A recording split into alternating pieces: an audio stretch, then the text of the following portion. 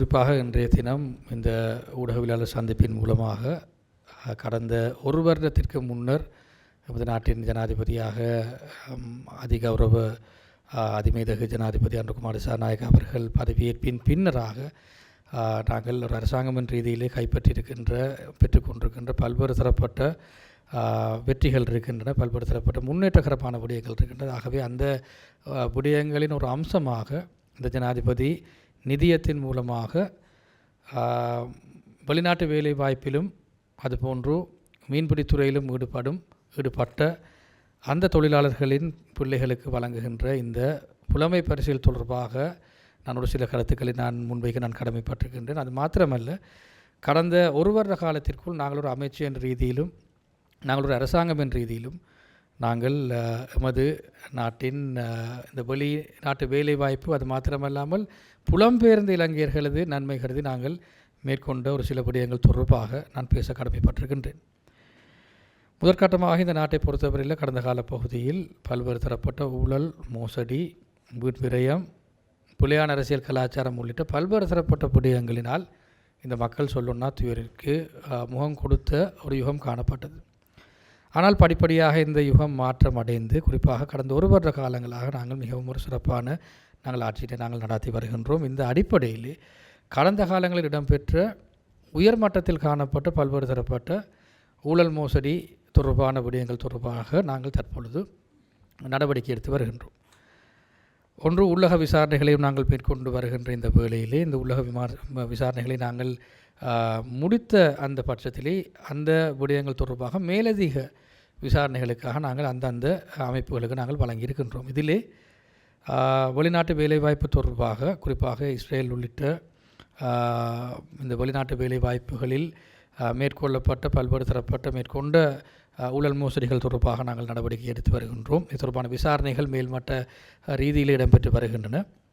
மேலும் இந்த Korea E8 சம்பந்தப்பட்ட E8 என்கின்ற அந்த விசா தொடர்பான அந்த மோசடி தொடர்பாக விசாரணைகளை மேற்கொண்டு வருகின்றோம். ஜயகமு ஸ்ரீலங்கா என்கின்ற அந்த துணைப்பொருளில் கடந்த காலங்களில் மேற்கொண்ட நிகழ்ச்சிகள் தொடர்பான அந்த விசாரணைகளை மேற்கொண்டு வரும் அந்த பட்சத்திலே இன்னொரு புறத்தில் நாங்கள் இந்த எலக்ட்ரானிக் வாகனங்கள் தொடர்பாக எலக்ட்ரிக் வாகனங்கள் தொடர்பாக அந்த பெர்மிட் அந்த வரி விலக்கு தொடர்பாக வழங்கப்பட்ட அந்த பெர்மிட்கள் தொடர்பான அந்த விசாரணைகளையும் நாங்கள் மேற்கொண்டு வருகின்றோம். மேலும் நாங்கள் கடந்த கால பகுதியில் இடம்பெற்ற இந்த ஏர் டிக்கெட், அதாவது நாங்கள் இந்த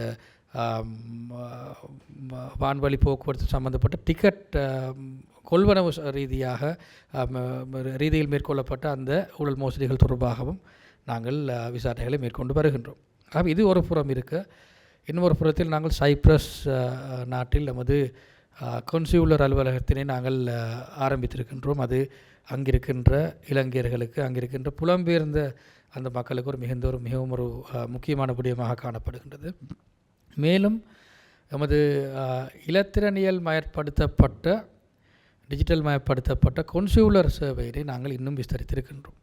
அதாவது இதுவும் மிகவும் ஒரு முக்கியமான அம்சமாகத்தான் நாங்கள் காண்கின்றோம். கடந்த கால பகுதியில் இலங்கைக்கு வந்து சில பல சான்றிதழ்களை பெற்றுக்கொள்ள வேண்டிய நிலைமை இருந்தாலும் தற்பொழுது அவற்றினை அந்தந்த நாடுகளில் இருக்கின்ற தூதுவரை ஆலயங்கள் மூலமாக அந்த சேவைகளை பெற்றுக்கொள்ளக்கூடிய அந்த நிலைமை காணப்படுகின்றது. மேலும் கடவுச்சீட்டு சம்பந்தப்பட்ட ஒரு பாரிய ஒரு ஒரு ஒரு ஒரு பேக்லாக், அதாவது பாரிய ரீதியிலே அந்த கடவுச்சீட்டு அவற்றினை பெற்றுக்கொள்வது தொடர்பாக ஒரு சிக்கல் காணப்பட்டது, வரிசை காணப்பட்டது. அவற்றினை நாங்கள் தற்பொழுது நிவர்த்தி செய்திருக்கின்றோம். இன்னும் ஒரு புறத்தில் நாங்கள் கடவுச்சீட்டினை இலத்திரனியல் மூலமாக டிஜிட்டல் மூலமாக பெற்றுக்கொள்வது தொடர்பாகவும் பெற வேண்டிய அனுமதிகளை நாங்கள் பெற்றிருக்கின்றோம். ஆகவே இது தொடர்பாகவும் எதிர்வரும் காலப்பகுதியில் நாங்கள் பல்வேறு தரப்பட்ட முன்னேற்றகரமான விடயங்களை நாங்கள் மக்கள் மயப்படுத்துவதற்கு நாங்கள் கடமைப்பட்டிருக்கின்றோம். மேலும் நாங்கள் இந்த புலம்பெயர்ந்த குறிப்பாக வெளிநாட்டு வேலை வாய்ப்புகளில் ஈடுபடும் இளைஞர்களுக்கான பல்வேறு தரப்பட்ட நலன் சார்ந்த திட்டங்களை நாங்கள் முன்வைத்திருக்கின்றோம். அதிலே ஒன்றாக நாங்கள் பார்க்கின்றோம் இந்த வெளிநாட்டு வேலை வாய்ப்பு பணியகத்தினால் கடந்த கால பகுதியில் இருந்த கொடுக்கப்பட்ட அந்த காப்புறுதி தொகைக்கு அதிகமாக, அதாவது 6 லட்சம் என்று இருந்த அந்த காப்புறுதி தொகைக்கு அதிகமாக நாங்கள் தற்பொழுது பார்த்தோம் என்று சொன்னால் 2 மில்லியன் ரூபாய் வரையிலான அந்த கொடுப்பனவினை நாங்கள் வழங்குவதற்கு நாங்கள் கடமைப்பட்டிருக்கின்றோம். ஆகவே அந்த விடயம் கூட தற்பொழுது நிறைவேற்றப்பட்டிருக்கின்றது. இன்னொரு புறத்தில் புலம்பெயர்ந்த இலங்கையர் சமுதாயத்திற்கான வாக்களிக்கும் உரிமை தொடர்பாகவும் நாங்கள் தற்பொழுது அனுமதிகளை நாங்கள் பெற்றிருக்கின்றோம். இவை தொடர்பாகவும் நாங்கள் பல்வேறு தரப்பட்ட ஆய்வுகளில் ஈடுபட்டு நாங்கள் இவற்றினை எந்த வகையிலே நாங்கள் வெற்றிகரமாக செய்து முடிக்க முடியும் என்கின்ற அந்த செயற்திட்டங்களில் நாங்கள் ஈடுபட்டு வருகின்றோம். மேலும் வெளிநாட்டு அலுவல்கள், வெளிநாட்டு வேலைவாய்ப்பு, சுற்றுலாத்துறை என்கின்ற இந்த அமைச்சின் ஒரு முக்கியமான ஒரு பங்காக வகிக்கின்ற வெளிநாட்டு வேலைவாய்ப்பு சம்பந்தப்பட்ட இந்த பிரிவு மிகவும் வேகமாக, மிகவும் துரிதமாக வெளிநாட்டு வேலைவாய்ப்பு பணியகத்துடன் தற்பொழுது இயங்கி வருகின்றது. அவை இதுவும் மிகவும் ஒரு முக்கியமான விடயமாகத்தான் காண கிடைக்கின்றது. குறிப்பாக கடந்த கால பகுதியில் இருந்த அந்த 2 அமைப்புகளுக்கு இடையிலே ஒரு இடைவெளி காணப்பட்டிருந்தது என்று சொன்னால் அந்த இடைவெளியும் நாங்கள் நீக்கி தற்பொழுது ஒன்றாக புனைந்த ஒரு அமைப்பாக நாங்கள் மேற்கொண்டு வருகின்றோம். இன்னும் ஒரு புறத்தில் நாங்கள் இந்த வெளிநாட்டு வேலைவாய்ப்புகளில் ஈடுபடும் நபர்களுக்கான மிகவும் சிறப்பான, மிகவும் பாதுகாப்பான, மிகவும் துரிதமான அந்த வேலை திட்டங்களை நாங்கள் மேற்கொண்டு வருகின்றோம். இன்னும் ஒரு புறத்தில் நாங்கள் இந்த வெளிநாட்டு வேலைவாய்ப்பு தொடர்பான சட்டத்திட்டங்களில் பல்வேறு தரப்பட்ட குறைபாடுகள் காணப்படுகின்ற பட்சத்திலே அந்த சட்டத்திட்டங்களை சீர்திருத்துவது தொடர்பாகவும் தேவைப்படின் புதிய சட்டங்கள் கொண்டு வருவது தொடர்பாகவும் நாங்கள் தற்பொழுது எமது செயற்பாடுகளை மேற்கொண்டு வருகின்றோம். இன்னும் ஒரு புறத்தில் இந்த வெளிநாட்டு வேலைவாய்ப்பு பணியகத்தில் நாங்கள் புதிதாக விசாரணைகளுக்கான, குறிப்பாக புலனாய்வு விசாரணைகளையும் மேலும் கடந்த காலங்களில் மேற்கொள்ளப்படாத பல்வேறு தரப்பட்ட விசாரணைகளை தற்பொழுது மேற்கொள்வதற்காகவும் ஸ்தம்பிதமடைந்திருந்த அந்த விசாரணை பிரிவினை நாங்கள் தற்பொழுது மீள ஆரம்பித்திருக்கின்றோம். குறிப்பாக இலங்கை போலீசாரின் அந்த அனுசரணையுடன். ஆகவே இது நாங்கள் நம்புகின்றோம் மிகவும் துரிதமாக இந்த விசாரணைகளை எங்களால் மேற்கொள்ளக்கூடிய அந்த நிலைமை தற்பொழுது ஏற்பட்டிருக்கின்றது. அதுபோன்று இவ்வாறான விடயங்களை நாங்கள் மேற்கொண்டு வருகின்ற இந்த வேளையிலே நாங்கள் நம்புகின்றோம் தற்பொழுது இந்த ஜனாதிபதி செயலகத்தினால் வழங்கப்பட்டிருக்கின்ற இந்த புலமை பரிசில் சம்பந்தப்பட்ட விடயம் இந்த வெளிநாட்டு வேலைவாய்ப்பில் ஈடுபட்ட அந்த நபர்களது பிள்ளைகளுக்கு மிகவும் ஒரு முக்கியமான விடயமாக காணப்படும் என்பதில் எந்த விதமான ஐயமும் இல்லை. நாங்கள் பார்த்தோம் என்று சொன்னால் இந்த வெளிநாட்டு வேலைவாய்ப்பு என்கின்ற துறையை எடுத்து பார்த்தால் இலங்கையின் மொத்த தேசிய உற்பத்தியில் மிகவும் ஒரு பிரதானமான ஒரு காத்திரமான பங்கினை வகிக்கின்றது. இந்த நாட்டிலே நாங்கள் எந்த விதமான பிரச்சனையும் இல்லாமல், அந்நிய செலவாணி தொடர்பான சிக்கல்கள் இல்லாமல் நாங்கள் மிகவும் வேகமாக நாங்கள் முன்னோக்கி செல்கின்றோம் என்று சொன்னால் அதில் இந்த துறை வகிக்கும் காத்திரமான பங்கினை நாங்கள் ஒருபோதும் குறைவாக எடை போட முடியாது.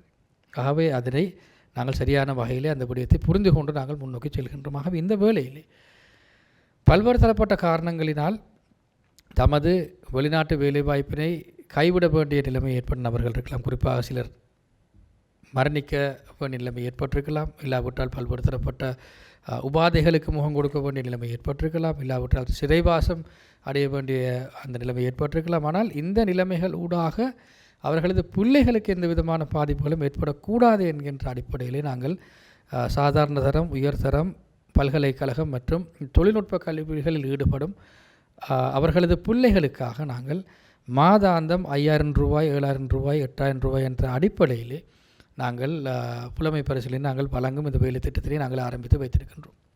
உங்களுக்கு தெரியும், கடந்த கால பகுதிகளில் இந்த ஜனாதிபதி நிதியம் தொடர்பாக பல்வேறு தரப்பட்ட விமர்சனங்கள் மக்கள் மத்தியிலே காணப்பட்டது. அதாவது ஜனாதிபதி நிதியமானது மக்களது உரிமைகளாக காணப்படாமல் அவை வரப்பிரசாதங்களாக காணப்பட்ட நிலைமைதான் இங்கு பரவலாக மக்களால் புரிந்து கொள்ளப்பட்ட விடயம். இந்த விடயம் தொடர்பாக பாராளுமன்றம் உள்ளிட்ட இலங்கையின் பல்வேறு தரப்பட்ட இடங்களில் பல்வேறு தரப்பட்ட விமர்சனங்கள் முன்வைக்கப்பட்டன. ஆகவே எமது நாட்டின் ஜனாதிபதி அதிமேதகு அன்றகுமார் திசாநாயக்க அவர்கள் பதவியேற்றதன் பின்னர் இந்த ஜனாதிபதி நிதியமானது தற்பொழுது சாமானியர்களுக்காக தற்பொழுது திறந்து விடப்பட்டிருக்கின்றது. ஆகவே இந்த ஜனாதிபதி நிதியமானது இன்று மக்களது நிதியமாக மாற்றம் அடைந்ததன் ஒரு விளைவாகத்தான் இவ்வாறான புலமை பரிசில் உள்ளிட்ட இந்த விடயங்களை எங்களால் இலகுவாக முன்னிறுத்தக்கூடிய அந்த சந்தர்ப்பம் காணப்படுகின்றது. இது வெளிநாட்டு வேலைவாய்ப்பில் ஈடுபட்ட அந்த நபர்களுக்கான விடயம் மாத்திரமல்ல.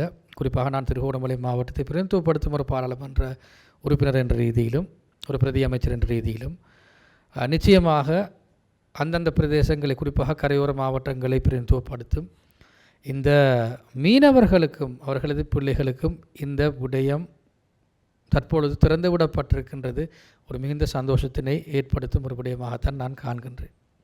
அதாவது வெளிநாட்டு வேலைவாய்ப்பு துறையில் ஈடுபடும் அந்த நபர்களது பிள்ளைகளுக்கும் மீனவர்களது பிள்ளைகளுக்கும் இந்த ஜனாதிபதி நிதியம் தற்பொழுது திறந்து விடப்பட்டிருப்பதனால் அவர்கள் பல்வேறு தரப்பட்ட பிரதிபலன்களை அடையக்கூடிய நிலைமை எட்டப்பட்டிருக்கின்றது.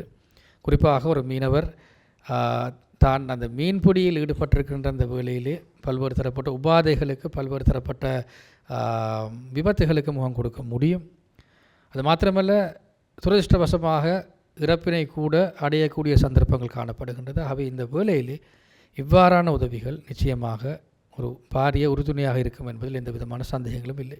ஆகவே ஊழல் இல்லாத, மோசடி இல்லாத, வீண் விரயம் இல்லாத, மக்களது பணம் மக்களை அடைய வேண்டும் என்கின்ற விடயத்தில் உறுதியான குறிக்கோளுடன் பயணித்து கொண்டிருக்கும் இந்த வேளையிலே நாங்கள் நம்புகின்றோம். இவ்வாறான விடயங்களை நாங்கள் நடைமுறைப்படுத்துவதன் மூலமாக மென்மேலும் நமது மக்களின் வாழ்வாதாரத்தினை நாங்கள் இன்னும் கட்டியெழுப்ப முடியும். அது மாத்திரமல்ல, இந்த விடயங்கள் இவற்றுடன் நிறுத்தப்படக்கூடிய விடயங்கள் அல்ல. எதிர்வரும் காலங்களில் நாங்கள் நம்புகின்றோம் இன்னும் பல மக்கள் நல திட்டங்களுடன் நாங்கள் உங்களை நிச்சயமாக நாங்கள் சந்திக்க நாங்கள் காத்திருக்கின்றோம். நன்றி.